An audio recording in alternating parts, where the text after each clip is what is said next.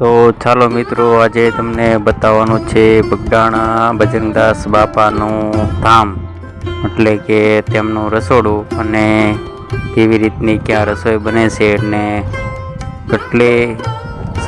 કેટલી માણસોની રસોઈ બને છે. તો વિડીયોમાં કન્ટિન્યુ બન્યા રહેજો.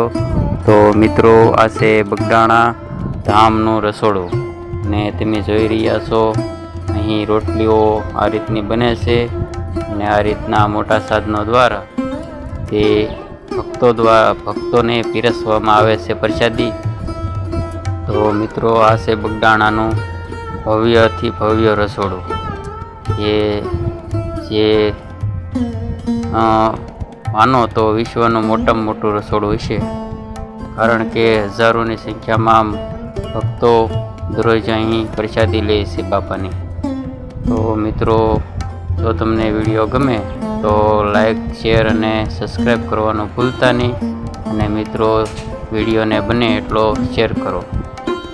અને જોઈ રહ્યા છો, આ છે મિત્રો અહીં કોણે પ્રસાદી લીધી છે બજરંગદાસ બાપાના ધામમાં, તો કોમેન્ટમાં લખજો બાપા સીતારામ. મિત્રો, વિડીયોને બને એટલો શેર કરજો. ધન્યવાદ. આ રીતનું બધું રસોડું છે.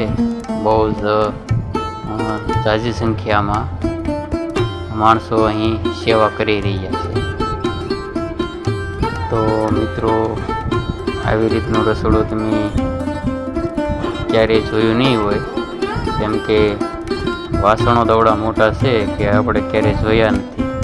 એવા વાસણોમાં મિત્રો અહીં રસોઈ બને છે પ્રસાદી માટે. તો મિત્રો, વિડીયો ગમે તો લાઈક અને શેર કરજો અને કોમેન્ટમાં લખજો બાપા સીતારામ. તો મિત્રો, વિડીયોમાં કન્ટિન્યુ બને રહેજો.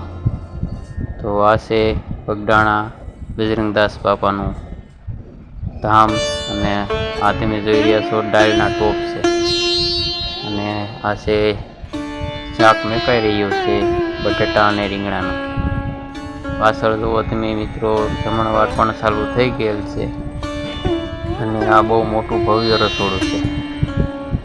હજારોની સંખ્યામાં મિત્રો અહીં ભક્તો પ્રસાદી લઈ રહ્યા છે. તમે જોઈ રહ્યા છો શરીકો અને બટેટા, રીંગણા કટિંગ થઈ ગયેલ છે અને તે મોટા ટોપના ટોપ ભરેલા છે. તો આવી રીતનું મિત્રો બગડાણાનું રસોડું છે, એ ખૂબ જ વિશાળ અને સારા એવા ભક્તો દ્વારા અને મંડળો દ્વારા અહીં રસોઈ બનાવવામાં આવે છે. અને દરરોજની સંખ્યામાં હજારો માણસો અહીં પ્રસાદી લે છે. અને અહીં મંડળો પણ સારી એવી સેવા આપી રહ્યા છે. જે અલગ અલગ ગામથી આવેલા હોય છે મિત્રો, રસોડામાં સેવા આપી રહ્યા છે.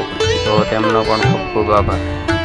તો મિત્રો, વિડીયો ગમે તો શેર કરજો અને લાઈક કરજો અને વિડીયોમાં કન્ટિન્યુ બન્યા રહેજો.